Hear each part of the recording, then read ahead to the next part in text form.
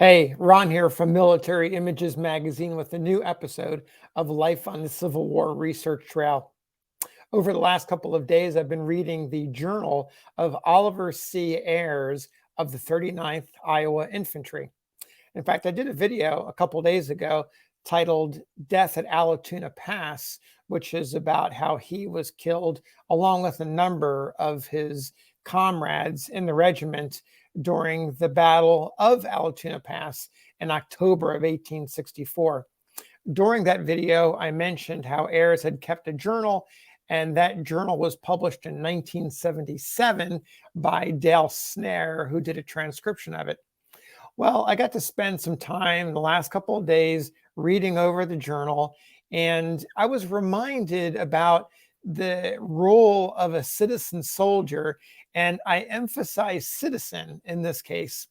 These men who had almost no knowledge of the army, and army life, it was so foreign to them. They hadn't been brought up with it, and they grew up in a country with a smaller central government, a tiny army, the idea of a militia that was formed. And by militia, I mean a local company or companies of soldiers who worked in conjunction with the state. Any of the muskets and swords and cannon they had were kept in an armory and distributed by the state, more or less today's National Guard. But the Central Army back then was just a smaller force covering a huge expanse of ground, including territories and other areas. And so it's perhaps in some ways not surprising that your average citizen of 1861 had just so little knowledge of the military arts, the military sciences. Yes, they knew George Washington, the American Revolution. Yes, their grandfathers probably fought in the War of 1812. Yes, they may have had an uncle or someone that they knew who fought in the Mexican War in 1847. But that was pretty much about it. West Point was small, officers were rare. And so getting back to Ayres' journal, I want to share a couple of passages with you that give you a little bit of the flavor of someone who is unfamiliar with military life. But in this case, it also gets you familiar with what it was like just to be a soldier in the early days after you enlisted. In this case, I picked out an entry that dates from December 18th, 1862 in Jackson, Tennessee. Ayres and his 39th Iowa have moved from their home state. They're in Tennessee. They'll be going to Mississippi, and later on, they'll be going into the Atlanta campaign and onwards. But at this time, in December of 1862, Ayres and his comrades had been in the military for less than 6 months. They are still learning the ropes, and they are now getting familiar with what it's like to be in enemy territory. So I've corrected a little bit of the punctuation here and a couple of words just to make it easier for me to read and for you to listen to, because his spelling and grammar is slightly off. I've only made a few tiny alterations. So let me take you into this. Again, December 18th, 1862, Jackson, Tennessee. Quote, "We're in rebeldom, sure, and have good evidence of it all around us. It is said there are 10,000 rebels within 5 miles of here and plenty more, but little further off. We had a rather lively time coming down here when about 50 miles north from here, we were halted and ordered off the cars, trains, to load our pieces, our muskets. This caused a good many anxious faces, and many were the conjectures as to the cause of this action."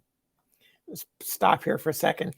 I love the language, getting a sense of the language here, and getting a sense that he's trying to find the right vocabulary to explain what's happening. All right, here we go. I'll continue. Quote, "The truth was the rebels were menacing this place And though we were under orders to Corinth, Mississippi, the probabilities were we might meet some roving band of Confederates trying to stop us by tearing up the railroad track. And should we get through, there was a chance of our being stopped at this place to help resist the Rebs, just as we are.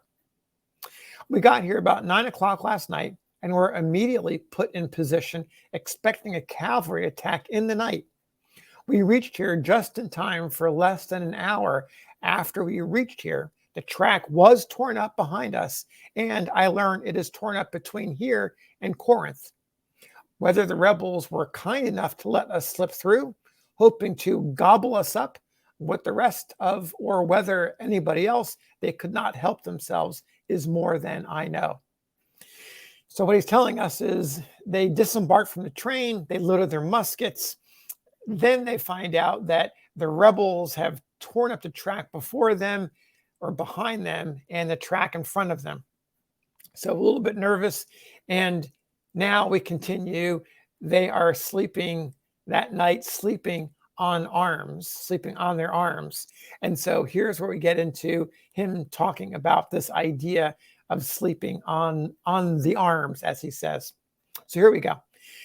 Quote, I have often wondered what was meant by sleeping on the arms, but my curiosity is gratified by experience. For last night, we were ordered to sleep on our arms. It means simply to sleep with all our cutooterments on. That's accoutrements, and he calls it cutooterments. Our cutooterments on. The men with their belts and cartridge boxes strapped around them, gun by their side, ready to fight at a moment's warning. The officers, and he was an officer, the officers with their sword and pistols buckled on. It is decidedly an uncomfortable way to sleep. I think we were also ordered to prepare 3 days' rations. This took the larger part of the night, but Captain Elliott, that's his company commander, has the greater share of the officers' part of that, and I slept on my arms from about 11 o'clock without even dreaming of a rebel. They were close enough to hear the cannon as they shelled our pickets, and 2 or 3 of our pickets were brought in wounded, and I learned that 1 or 2 were killed. I be bound if this don't begin to look like war. This morning, a courier came in telling our colonel the rebels were advancing to be ready. Said the colonel to the regiment, they are coming, boys. Just then, out through the trees, about 3/4 of a mile off, could be seen a regiment of our men going to meet them. Gracious, how our hearts pounded. Only the gleaming of their polished guns could be seen, and we mistook them for rebels. We expected every minute to be ordered to commence firing, but it was soon discovered, much to our relief, that they were our own men. The Rebs came close enough so that we could hear the crack of their rifles and commenced to retire. That was plenty close enough, though we have the prettiest kind of place here to fight behind, these breastworks of cotton bales. It is most a pity we could not have had a little scrape, but the deuce of it, there would be no danger of their giving us more than enough just to satisfy our curiosity. Someone, I fear, will be hurt before this is over. There has been considerable fighting around here already. Our regiment has not happened to get with it yet. Every cotton bale that is turned over or board that falls down, the boys declare it is a cannon, and sometimes we do hear a cannon in earnest. We very quietly now await the second approach of the enemy laying behind our breastworks.